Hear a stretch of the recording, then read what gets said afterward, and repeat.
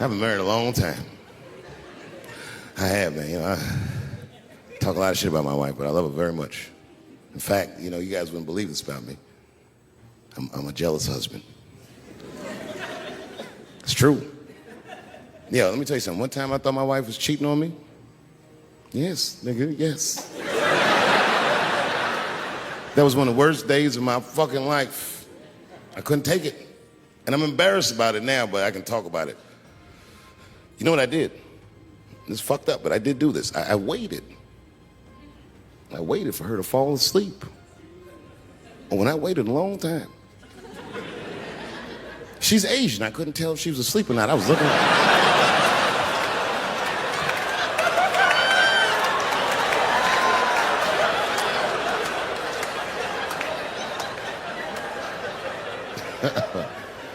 And when I was sure she was asleep, you know what I did? I stole the iPhone, took it downstairs and started trying out passwords to see if I could open it. I couldn't figure out the password. Then I remembered it's an iPhone. This shit has facial recognition. I was just like, oh. And that shit opened right up.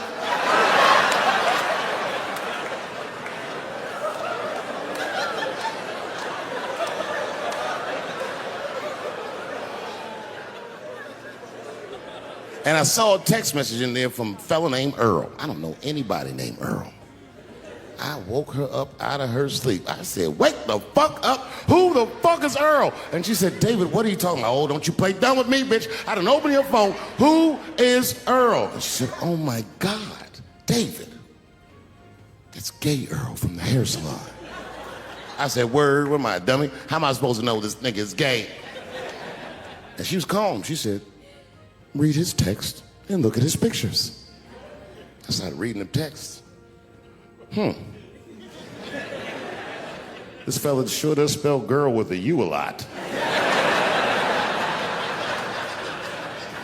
And I switched over and looked at his pictures, and I couldn't believe it. This fella looked gay and still pictures. His mouth was open in every shot.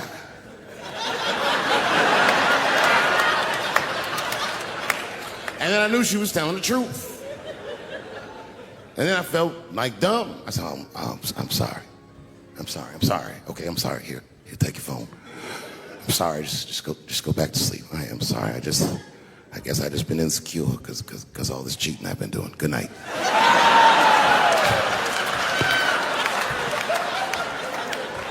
And she didn't let me leave. She said, well, since you want to wake a bitch up, and then she pulled my phone from under her pillow. I said, what the fuck? She said, who is this bitch in this picture? I said, how'd you open that phone? She said, it was easy, nigga. All I had to do was mash my nose and go like this, and it opened right up. I said, what the fuck? She said, who is this bitch? I said, give me that. Oh, girl, relax. That ain't no bitch. This is my friend, Deborah.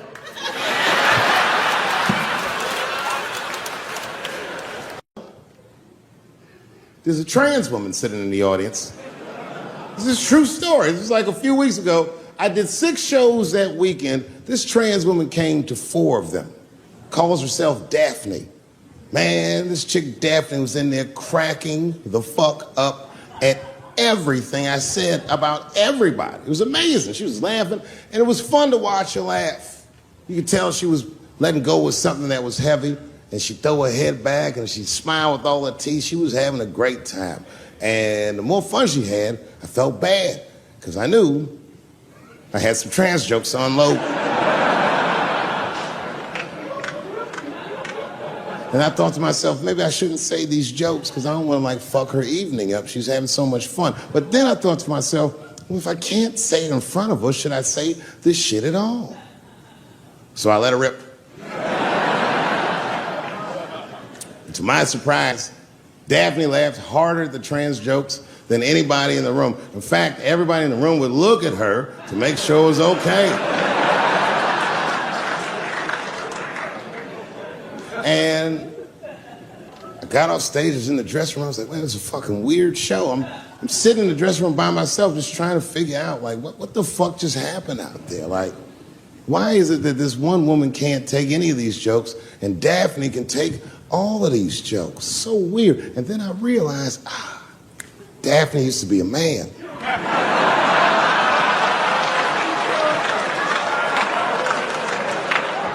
So now I go out of the dressing room and like you can see like all the staff is there like cleaning the club up, the audience had gone, and sitting at the bar by herself was Daphne.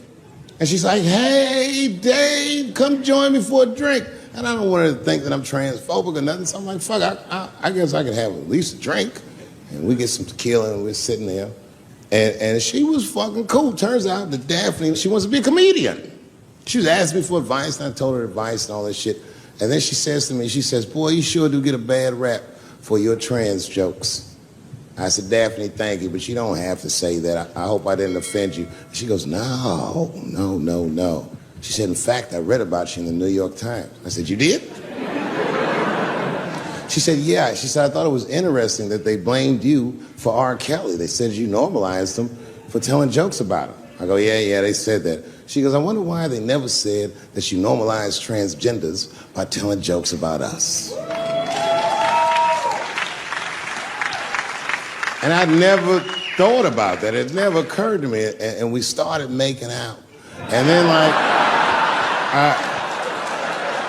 I reached up just to see what it felt like. I was like, what? And it felt like pussy, did it? I was just like. Now, I was hanging out with a friend of mine. He's a white guy, you know. We were just hanging out. And we were lost in the city, you know, we were smoking a joint. Now, I don't know if it's a coincidence that we were lost and high and shit, but. My white buddy, he was smoking a joint. Dave, it's the goddamn cops.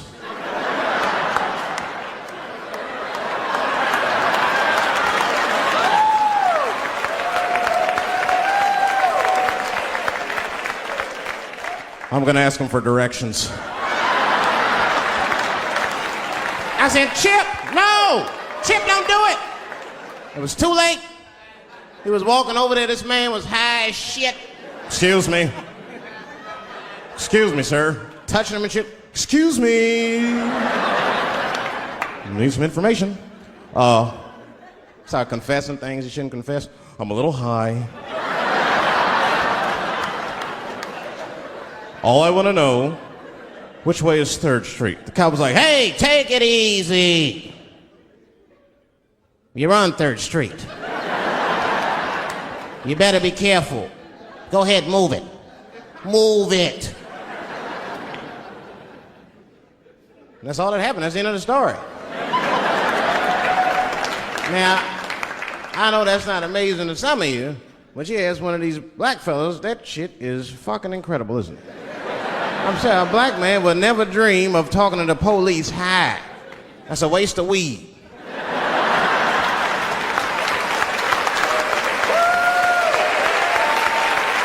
Serious. I mean, I'd be scared to talk to the police when I'm sleepy. They fuck around, get the wrong idea and shit. Oh my God. That nigger was on PCP, Johnson. I had to use necessary force. You saw him. No paperwork. Just sprinkle some crack on him. Let's get out of here.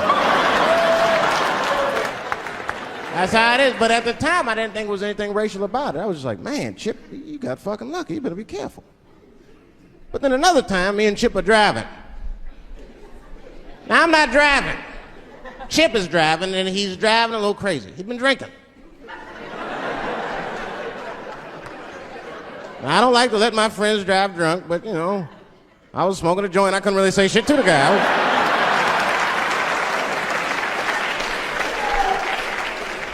And we get at a red light.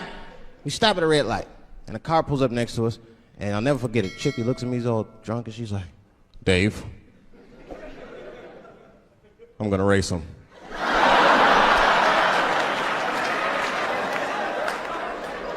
I knew it was a bad idea, but I was high.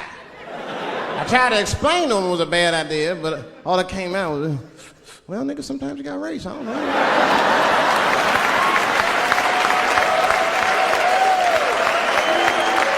Man, that light turned green and Chip took off, zigzagging and shit so no one could pass me. The other car didn't even know he was racing.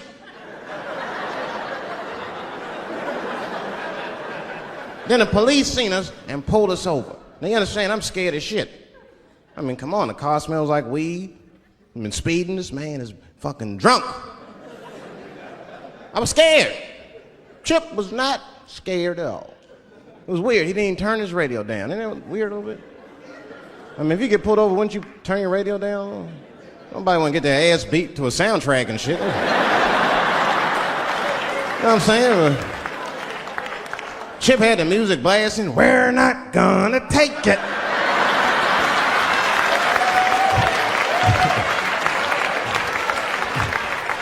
He looked over and said, Dave, just relax. Close your butt cheeks. Just relax. Let me do the talking. You want to know what he said? This is almost exactly what he said. I couldn't believe it. He says, oh. Sorry, officer, I didn't know I couldn't do that. I was fucking shocked. The cop said, well, now you know. Just get out of here. Just get the fuck out of here. Chip said, okay, I will, sir. Thank you. What? What's wrong with you, Dave? I didn't know I couldn't do that. He said, that was good, wasn't it? Because I did know I couldn't do that.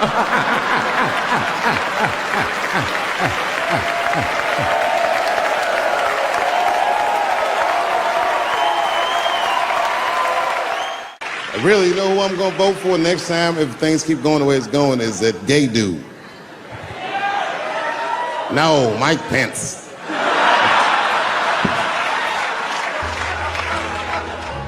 Now, this is the same club, the Punchline. This is 15 years ago, and I had just gotten back from my infamous South Africa trip. And I came to the Punchline just to cheer myself up. It's a safe place where I could tell some jokes. And I find out that this comedian I know, Chris Tucker, who's in all those Rush Hour movies, I find out that Chris is in San Francisco too at some charity event. So I call him, I'm like, yo, I just saw you at some charity event. I said, I'm doing a show at the Punchline. Why don't you come by the club after your event? He's like, cool, Dave. I thought she was dead, nigga. I'll come by.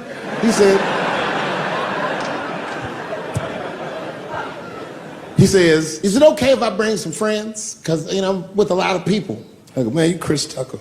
You can bring whoever the fuck you want. And then I show up to the club late that night.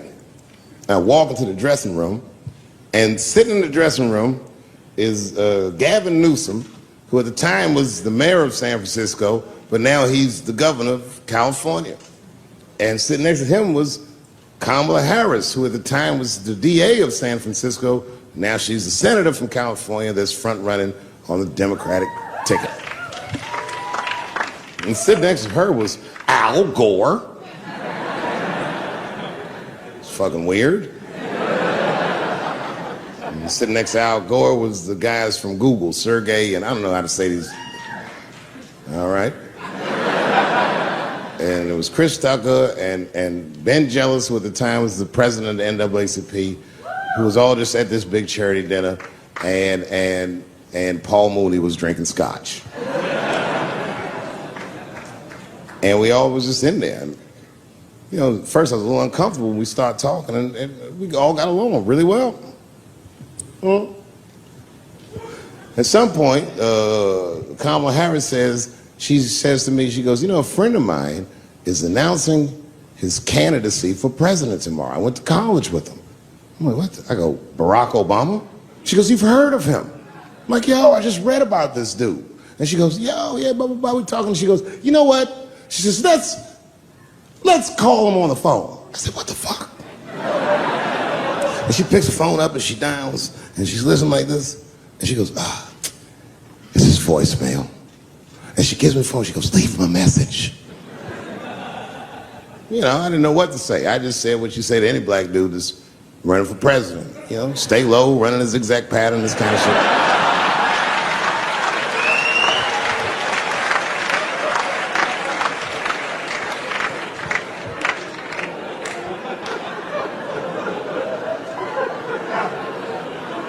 And then the last thing I say is, you know what? I said, sir, well, I really do believe you can do this. Like, man, I'm wishing you luck.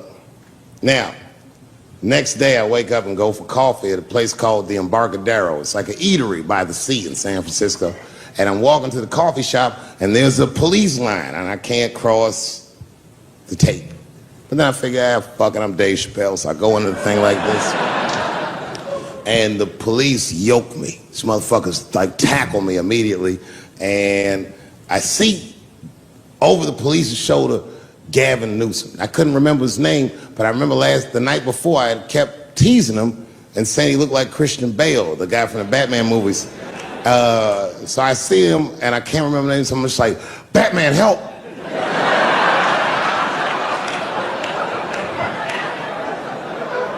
And he stops, he's like, Dave?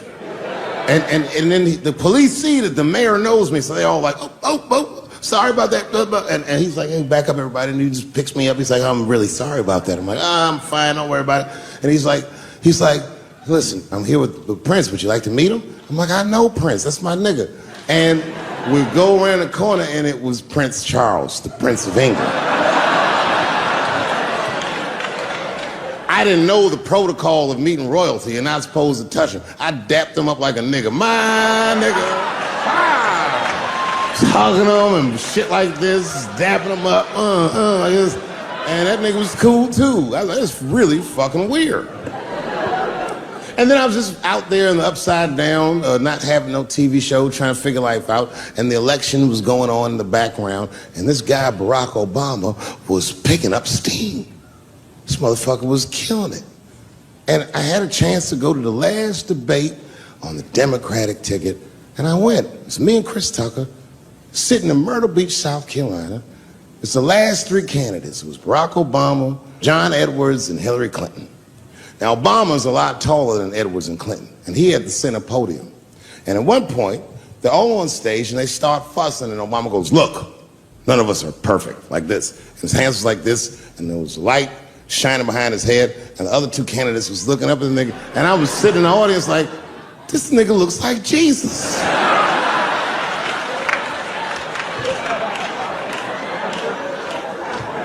And I realized in that moment that I was looking at the next president of the United States. I was certain of it. I couldn't explain it, but I knew what I was seeing. And I got really excited. And I'm not that kind of guy. I said, I gotta meet this motherfucker. So I stayed.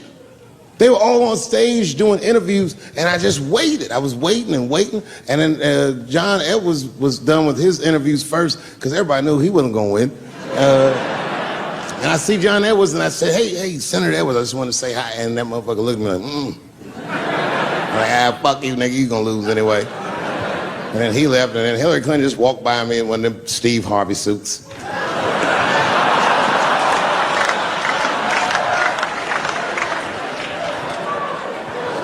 But Obama was taking forever.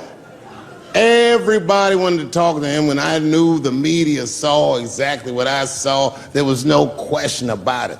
That was the guy. I waited and I waited, and finally, it must have been over an hour and a half, he finishes his last interview. He's like, man, thank you very much. Good talking to you. And he turns around, and we make eye contact. He sees me, and when he sees me, he looks over, he goes, Dave Chappelle. And Obama did me the same way I did Prince Charles. He dapped me up, and he like bro hugged me, and he pulled me in, and I'll never forget this. He said in my ear, I got your message. Thank you very much, New York City. Good night. You gotta make life interesting like that, because the shit is flimsy. Life is flimsy. You think you're gonna live forever, you ain't not gonna live forever. It's dangerous out here. We know what's going on. I travel now, you know. I used to think D.C. had the roughest ghettos in the country. Nah, nigga,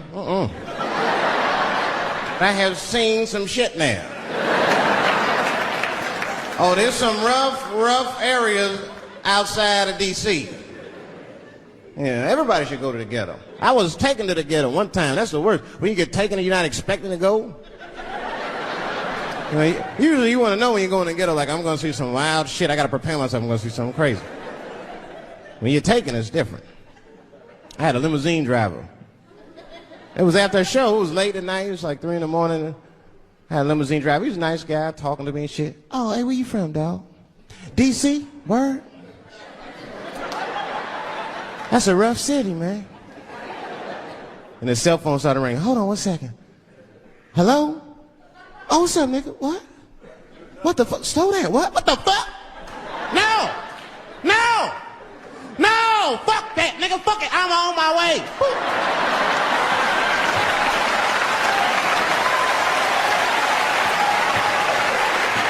Hey. I gotta make a stop real quick. At 3 o'clock in the morning. I didn't know he was taking me to the ghetto at first. I started looking out the window. I was like, what the fuck? Is gun store, liquor store, gun store? Where the fuck are you taking me? This don't look good. He didn't say shit. He just pulled up in front of an old rickety building that looked like a project. Now, I'd never been there before. I'm not sure if it was a project, but it certainly had all the familiar symptoms of a project. A fucking crackhead ran this way.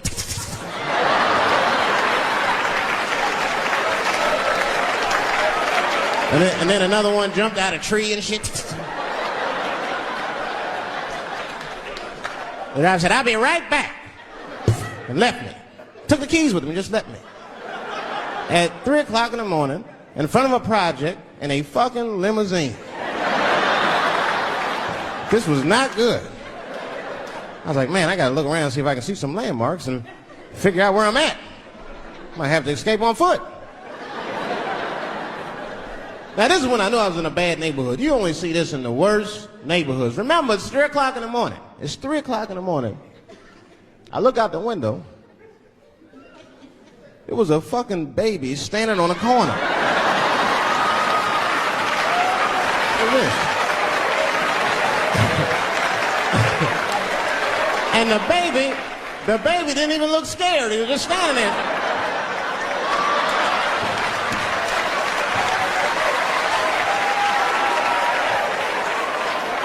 I mean, it made me sad. It made me sad, really. You know what I mean? Because I wanted to help the baby. I was like, I don't trust you either. I'm sorry. Click. Click. The old baby on the corner trick, eh? I'm not going to fall for that shit. Where's this limousine driver? You know, I start feeling bad. As time goes by, I start feeling worse. Like, man, what is wrong with me? What the hell's wrong? I'm scared of a baby. When this baby could be in trouble, he might need my help. I got to do something. But I wasn't going to get out the car. I'm serious, man. I just cracked the window a little bit. There's an old limousine. I can roll it down.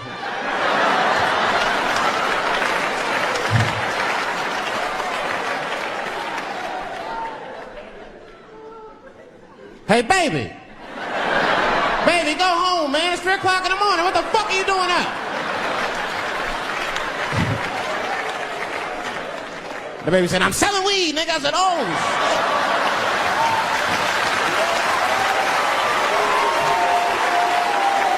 I wasn't expecting that. I'm sorry, I had to buy 2 bags from him to calm my nerves. Let me get two corners. Got back in the car and rolled me a joint, man. That shit was scary, man. Every once in a while, like a crackhead would come up to the car and look in the window. It was like Jurassic Park and shit. He'd be looking on the car.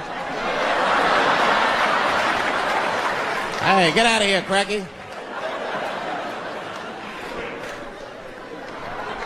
That baby was still standing there, man.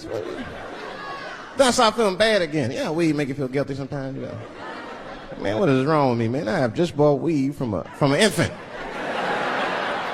I can't condone this kind of behavior. What am I thinking? I can't let the fear ruin my morals. Got to do something.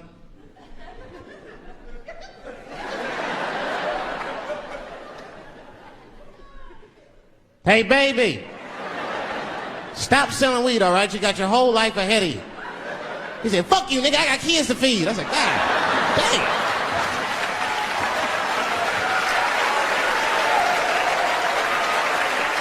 Sam. And just at that very moment, one of the crackheads was running across the street and got hit by a car. I know it was a hit and run. The police did it. That's all right, they sprinkled some crack on him and got back up. Mom. You have no idea what I put this woman through. If you had just given birth to me, that would have been more than enough. But the fact that she raised me and raised me well, we had a real oral tradition in our house. I knew the word griot when I was a little boy. A griot was a person in Africa who was charged with keeping the stories of the village. Everyone would tell a griot the stories and they would remember them all so that they could tell future generations. And when they got old, they'd tell them to someone else. And they say in Africa, when a griot dies, it's like a library was burnt down. And my mother used to tell me, before I ever thought about doing comedy, she said, you should be a griot. And she'd fill me with every story of black life. You know, she's educated in African American studies, and she would let me understand the context that I was being raised in, that I'm being raised in a hostile environment that I have to tame. By the time I was 14 years old, I was in nightclubs, mastering an adult world. It was terrifying. The crack epidemic was going on, and my mother would hear gunshots outside and be scared to death. Maybe it's my son. But early in my career, if you remember, Mom, you used to sit in the club with me. She'd do a full day of work. You'd be back there falling asleep, just waiting for me to go on. She would watch my show every night. Do you know how long that car ride is home?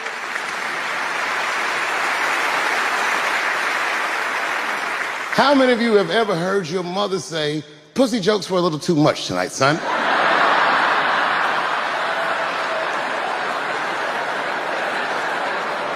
I was a soft kid. I was sensitive, I'd cry easy, and I would be scared to fist fight. And my mother used to tell me this thing, I don't even know if you remember, but you said this to me more than once. You said, son, sometimes you have to be a lion so you can be the lamb you really are. What is happening in Hollywood that a guy that tough will be on the street waving a gun, screaming, they are trying to kill me? Yeah. What's going on?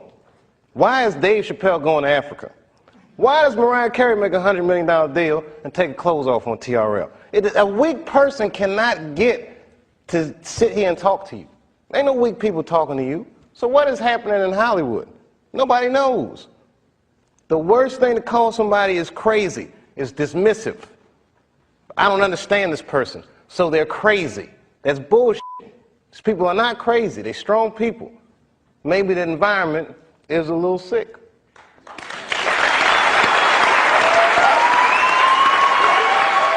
I gotta tell you something, and I don't talk about it often. Have you ever worked all your life for something and have it not work out? That happened to me. It was tough. Think about it. I was gone for 12 years. It's not a little bit of time. It was hell. I watched other niggas that I knew become very famous. I watched the world go on without me. I mourned the loss of it. And after a while, I didn't care. Coming back was terrifying. I understand what I am. I really do, more than anybody. Like when they write about me in history, I'll be dead reading it like, yeah, I knew they'd say that. I swear to God, this might be the noblest of professions. Robin Williams had a bar that I loved. He said, comedy is the only job you can have where you can use everything you know. And that's true. You can use more than you know. You can use what you think. Use it. Don't be afraid. Don't let these bitch-ass niggas button your lip. I watched one of these nature shows one time, and they were talking about how a bushman finds water when it's scarce. And they do what's called a salt trap. I didn't know this. Apparently baboons love salt. Okay. So they put a lump of salt in a hole, and they wait for the baboon. The baboon comes, sticks his hand in the hole, grabs the salt makes his hand bigger, and he's trapped. He can't get his hand out. Now, if he's smart, all he does is let go of the salt. Baboon doesn't want to let go of the salt. Then the bushman just comes, takes the baboon, throws him in the cage, and gives him all the salt he wants. And then the baboon gets thirsty. The bushman lets him out the cage. The first place the baboon runs to is water. The bushman follows him, and they both drink to their fill. And in that analogy, I felt like the baboon. But I was smart enough to let go. I think that America needs an honest discourse with itself. It's like the greatest country in the world by default. You know what I mean? But we could actually be the greatest country that ever existed if we were just honest about who we are and what we are and where we want to go, and if we learn how to have that discourse. Things like racism are institutionalized. It's systemic. You might not know any bigots. You feel like, well, I don't hate black people, so I'm not a racist. But you benefit from racism just by the merit of the color of your skin. There's opportunities that you have. You're privileged in ways that you may not even realize because you haven't been deprived in certain ways. We need to talk about these things in order for them to change. I do the show. I walk down the street, black people like it, white people, the generations, it doesn't matter, because it needs to be talked about. It's like the elephant in the living room that nobody says anything about. So when the Bigsby thing came out, there was a lady from Texas that called Comedy Central, I mean, damn near 100 times. She was furious with me. I wasn't mad at her for being mad at me. It's like, okay, that's good, you know. Not good that she's mad at me, but she's entitled to her opinion. And maybe she's right. I don't know. I just thought it was funny. That's what I did. I'm a comedian, man. That's how I look at the world, and that's what I'm spitting out. So I don't judge people or not like people for thinking. People that I love tell me I go too far sometimes. Maybe I went too far, but I did it. You know. And plus, the only way you know where the line is to cross it. And I think that what is life if nobody's crossing the line? You just want to try to be on the right side of history, and sometimes what's going on in the immediate present is not as important as the long term. The truth is permanent, and then everything else falls by the wayside. I want to say, and one thing today just made me think about, for all the things that I've done, I'm most renowned for what I didn't do. I've made decisions in my career that a lot of people have called insane. 2004, had a $50 million deal on the table, and in a crisis of conscience, flipped the table over and walked away. Went to South Africa. Everyone said I was running away from the money. That is not true. In fact, I still want that money.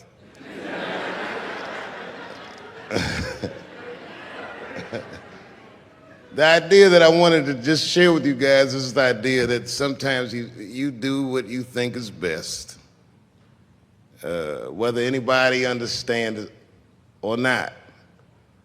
I heard a story about my father where someone told me he used to do statistics for a company in D.C. The company he did statistics for started doing business with the South African government, so he quit his job.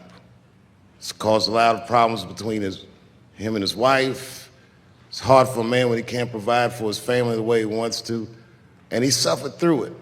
And a generation later, when I had my crisis of conscience, I was able to go to a free South Africa and get away from the heat.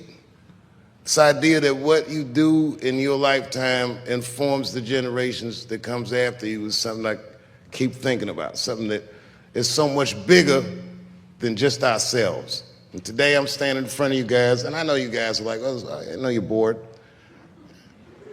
But I see family of mine in the front row some who I've never met, and I just realize how all of us are connected.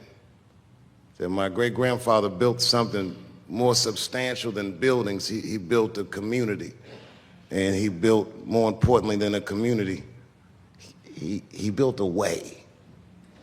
You know, so I'm very grateful. Very grateful. Hello, police.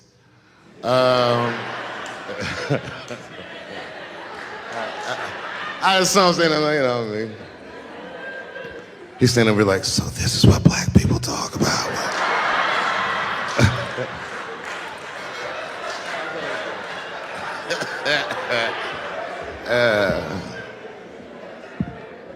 I just want you guys to remember, you know, that right now there's this thing where ethics aren't what they used to be. This idea that people are trying to replace the ideas of good and bad with better or worse.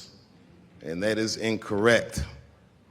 You gotta keep your ethics intact because good and bad is a compass that helps you find the way. And a person that only does what's better or worse is the easiest type of person to control.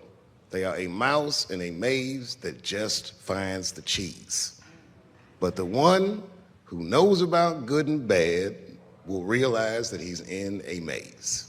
So, that being said, I just hope that all of you guys transcend whatever you see as your obstacles and that you live outstanding lives and that you stay connected to your communities because you have so much power there, and that you grow your communities and you diversify your communities, and that you don't let anybody tell you you can't or to be afraid. It's okay to be afraid because you can't be brave or courageous without fear. The idea of being courageous is that even though you're scared, you just do the right thing anyway. So in 2004, I walked away from $50 million, and in November, I made a deal for $60 million. So,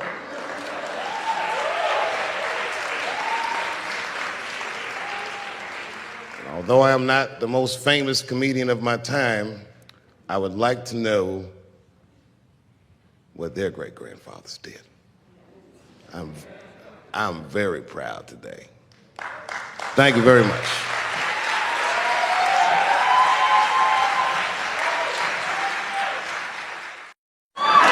They got a real live paparazzi. I see you. What do you think I am? What do you think is a game? Watching out for the media. I'm like Bigfoot, nigga. When people see me, they freak the fuck out. Even other celebrities get surprised to see me. Hey, thanks. Come on, you only got 10 minutes. God damn. So, no, it's good. I don't have any material. That stuff's for pussies. Every time I see this backdrop, I think about Kramer fucking up.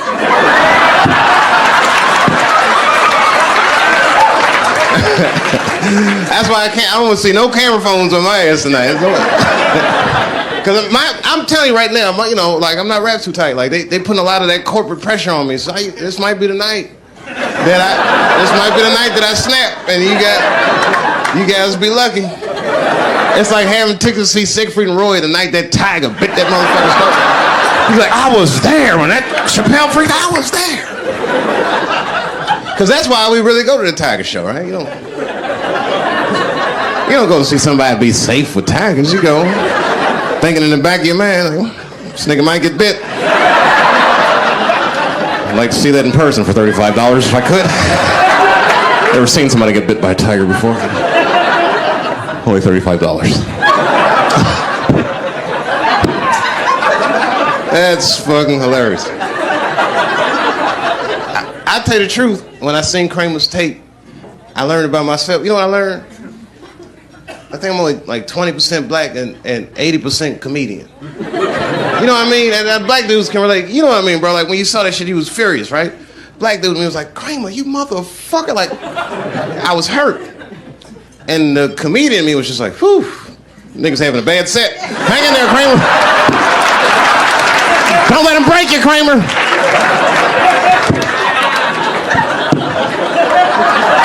Oh, I wish I was there so bad. Because you know, in the back of his mind, he was thinking, I'll get him the next show. There won't be a next show, Kramer. Phew. You know what I hate ever since I walked away from that show? Is that people keep trying to give me advice. Because I guess I've been like depressed. You know you be depressed and people be like trying to cheer you up. And then I'm in show business. That's what made me so mad about it. So they'd be saying stupid, hey Dave, look, I know that was a rough experience. And I can only imagine what you've been through, but you know, you just gotta hang in there, and what you gotta do is you just gotta keep your chin up. Just keep your chin up, Days. Word, that's what I was doing. That's what I was doing wrong. My chin was too low. Shut the fuck up, it had nothing to do with my chin, nigga.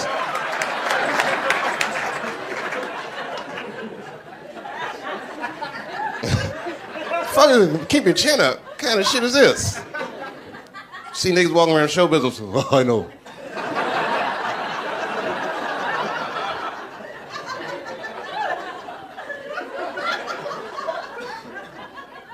So, this girl I knew sent me a book called The Secret. She was like, listen, Dave, if this is gonna help you, it's called The Secret. I thought this, and I started reading the book, and I read like 5 pages of shit and threw it in the trash. I was fucking, I can't believe they sell this shit. Do you know what this bitch says the secret of life is? She said it was positive imagery. You gotta visualize things you want to have happen in your life. Like, bitch, that's the secret of life to you? Then kill yourself.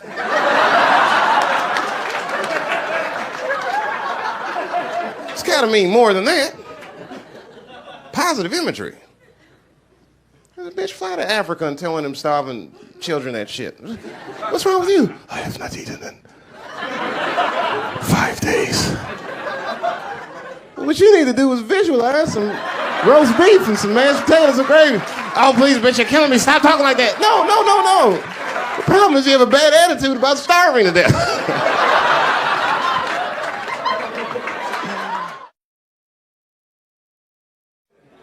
I'm one of those people that's so smart that I'm uncomfortable in this world. And I'm scared to live. I'm not scared to live, but it's scary out here. God damn. I know how flimsy this shit is. I can see through this.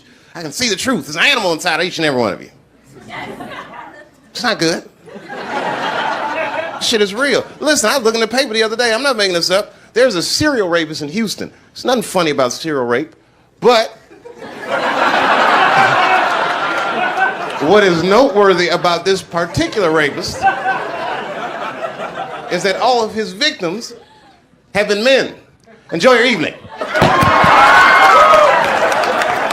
I can't believe you clapped about that.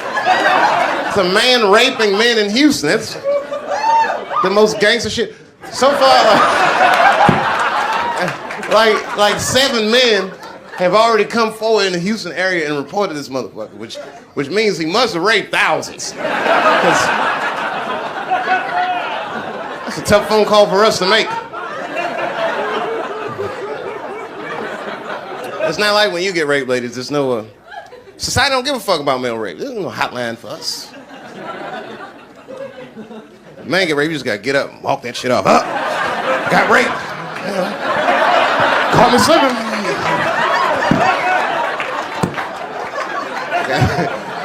You gotta take that shit to the grave.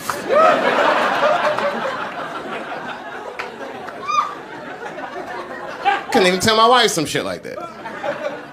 Come home, all disheveled and shit. Hey, where have you been? It's 3 o'clock in the morning. Out fucking another woman. Just go back to sleep, okay?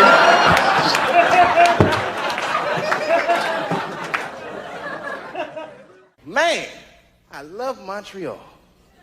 I do, man. Yeah, man, I was hanging out in the black community today. Both of those guys are great.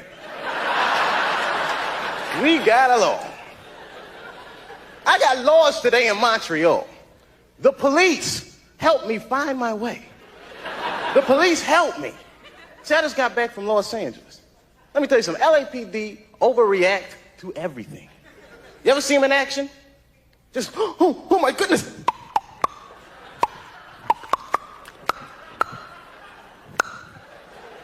Stop jaywalking. It's like real racially tense out there. I took 2 white friends of mine to an all-black party in LA. These guys were in shock. They had no idea that black people sometimes call each other nigga as an endearing term. And they saw the brothers at the party like, hey, what up, nigga? My man. Oh, what's up, nigga? Pat, pat. My white friends, they got all excited. Hey, how you niggers doing? The music stopped. Everyone looked at them. Oh my goodness. I mean, they got their asses kicked that night. I hated to do it, but you understand. It was like, they embarrassed me. Me and one of the guys, this is real ironic, we got in like a little Rodney King incident ourselves. Me and this guy Dave, we were eating dinner at a restaurant. Dave got in an argument over the check with the waiter. Next thing we know, the owner, the manager, all the employees get together and just beat the shit out of him. Kapow! He sued him for $500,000 and won the case because the whole incident was recorded on videotape. Sounds amazing, right? That's why me and my buddy Dave always carry a camcorder with us. Because you never know when a Kodak moment might pop up, you know. We'll be hanging out and be like, all right, Dave, go ahead, I got you. You ready, man? Go ahead, do it. All right, just be ready. Hey! Officer! Kiss my ass. What? Uh-oh. Roll them. All the police problems in the States, man. It makes me wish superheroes existed. Normally, I hate superheroes. Not because they never help out black people. I think they're bad role models for children. You know, just look at them. Look at Wonder Woman. Look at how she dresses. You know, those big-ass red hooker boots. Blue underwear with stars and stuff all over them. They always give women ridiculous weapons. Wonder Woman has a golden lasso that makes you tell the truth. Ooh, not that. The hell is that gonna do? She's gonna catch a bad guy. Gotcha. Oh, nice tits.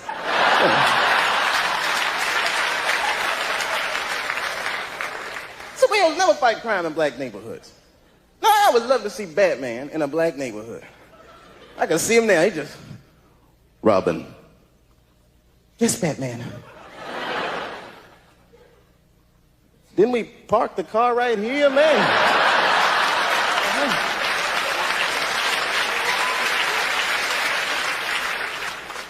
Having such a wonderful time. You know, folks, any of you guys ever do this? I got a little trouble when I was coming into Montreal. I walked to that little X-ray thing at the airport and said a joke about having a gun. Don't do that, yo. Now, I was just trying to be funny. You know, I walked through the thing. He said, boop, boop, boop. He said, I'm sorry, eh, but you have to go back through. I said, oh, no problem. Must have been my pistol. Hey! Hey, I was joking. I mean, he was ready to kill me, man. Pulled his gun out and stick out all that shit. But my buddy Dave had the camera rolled. Peace, everybody. I'm out of here. It feels good doing stand-up again. I took a year off from stand-up. Not that I don't like stand-up as much as I just don't like microphones. I'm sick of talking to them. I mean, I used to work at Burger King for 6 years. I didn't work the mic. I worked the grill. A guy named Steve used to work the mic, and I thought he was just a pain in my ass. He used to, every time someone orders something, hi, how are you? Could I have a Whopper with cheese? Sure. A Whopper with cheese? You son of a bitch, I'm right behind you. Just turn around and ask me for a Whopper. You know, Canada's nice. This is kind of like a kinder and gentler America, in a way. Even like the police are nicer. I'm not gonna say they're nice, I don't know. But they just smile at least, you know? I've been to jail before, twice, not as a prisoner. One time was from childhood. I was suspended from school 23 times during February. I wasn't bad though, I was just mischievous.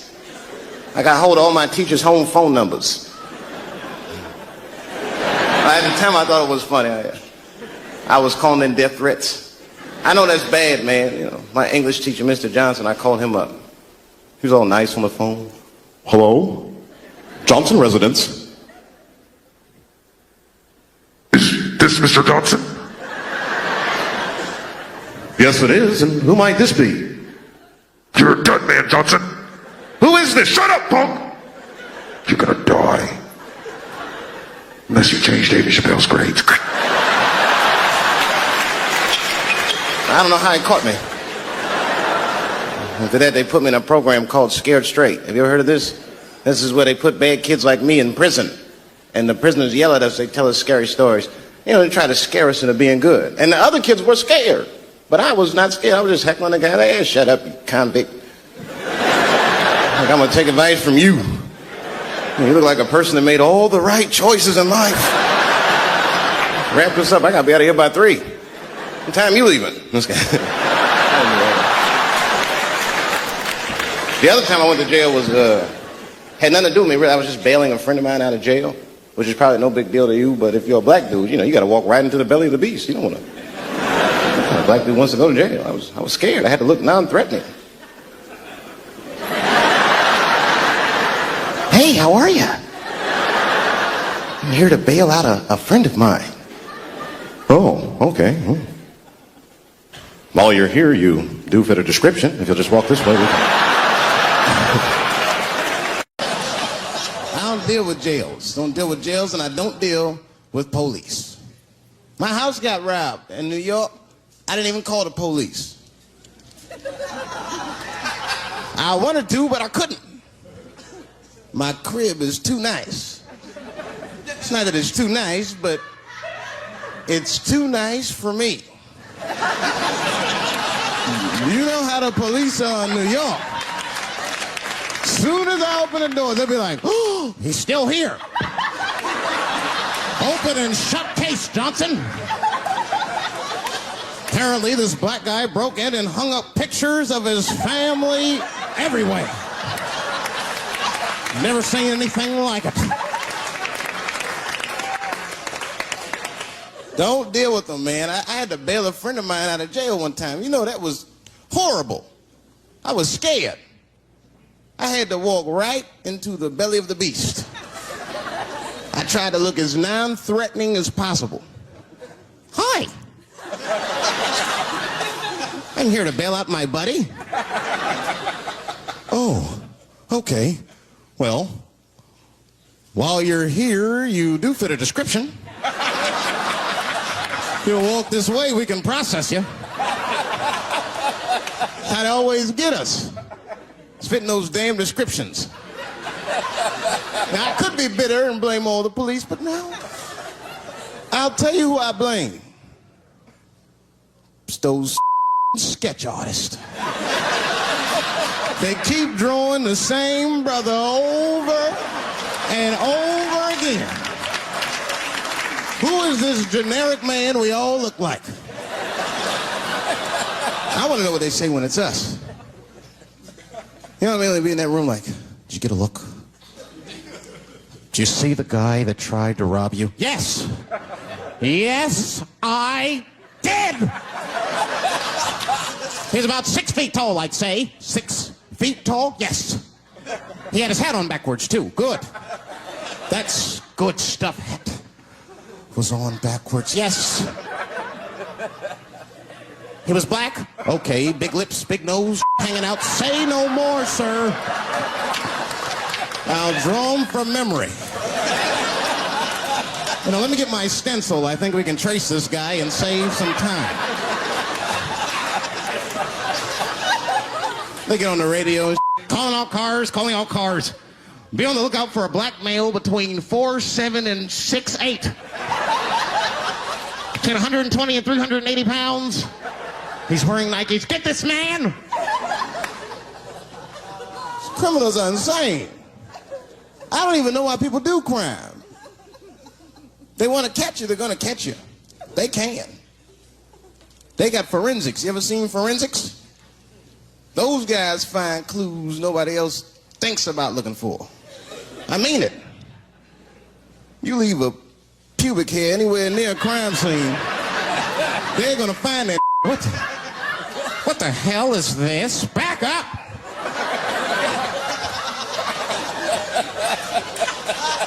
We got a match.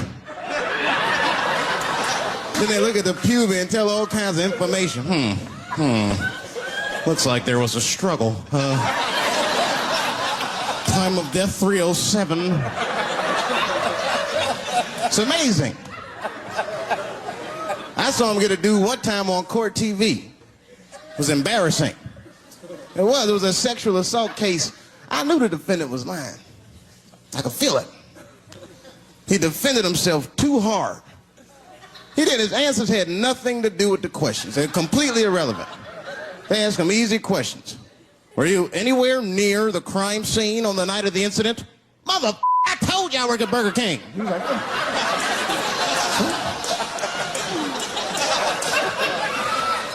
that went on for hours. Then the prosecutor got fed up. Said, I've had enough of this. Called the forensics to the stand. Forensics was like, Your Honor, we are prepared to testify that we found the defendant's semen under the stove. I said, God damn. That's worse than fingerprints. They find your semen, you've been there at least a minute.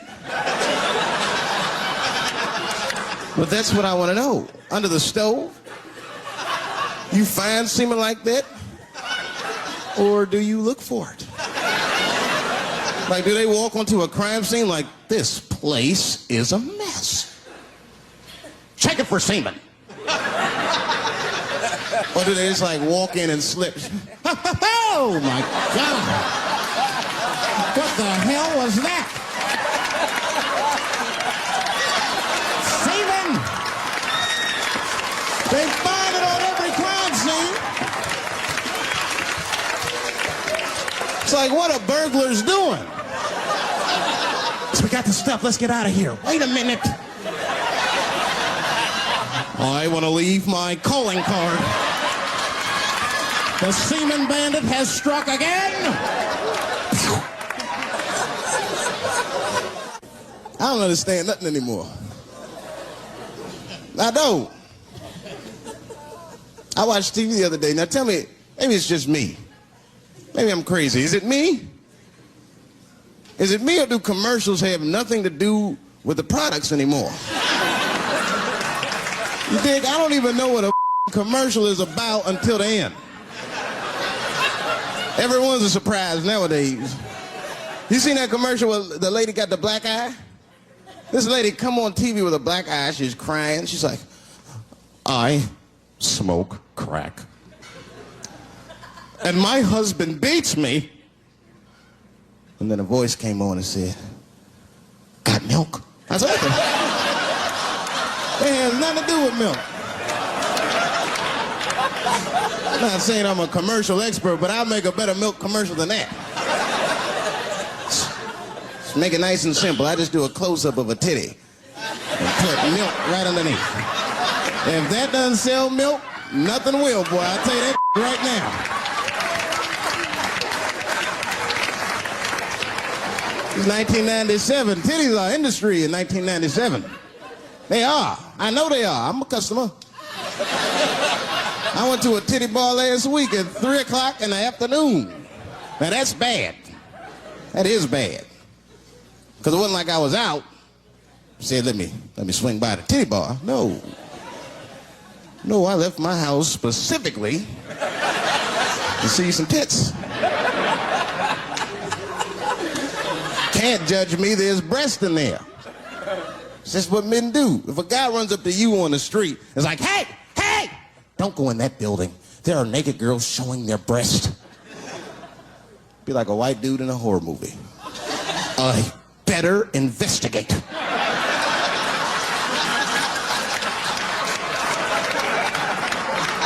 I'm gonna want to see for myself.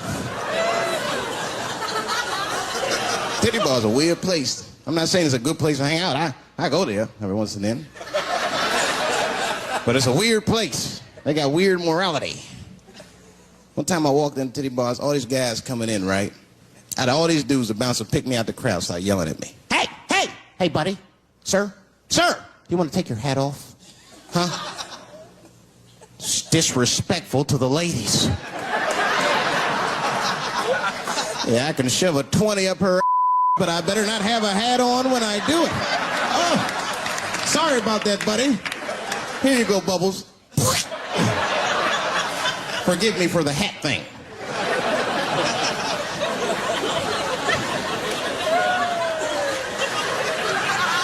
You know why those bars are so popular now? Is because men don't know how to deal with women in reality. So sometimes we gotta take the fantasy road. The reality of the situation is very grim. Women have made a lot of progress in a short period of time, man. It's changed everything. Can't deal in relationships anymore. I broke up with my girl. I'm out of Shawshank. I'm free. I don't want to go back. Couldn't even argue with her. You should be able to argue. If you have an issue in a relationship, you should be able to argue that issue out, right? But see, ladies, you got to stick to the issue. You guys take arguments everywhere just to win them. That's why nothing ever gets done. You be arguing about the dishes, baby. Baby, could you wash your dish at least before you put it in the sink? Premature ejaculator? Damn it. You know, why you gotta bring that up? I don't even believe in that. I don't. If I man, it was right on time. That's the way I see it. And as far as I'm concerned, I can't fast enough. You know, I'm sick of being vilified all the time. David, how could you? How could you?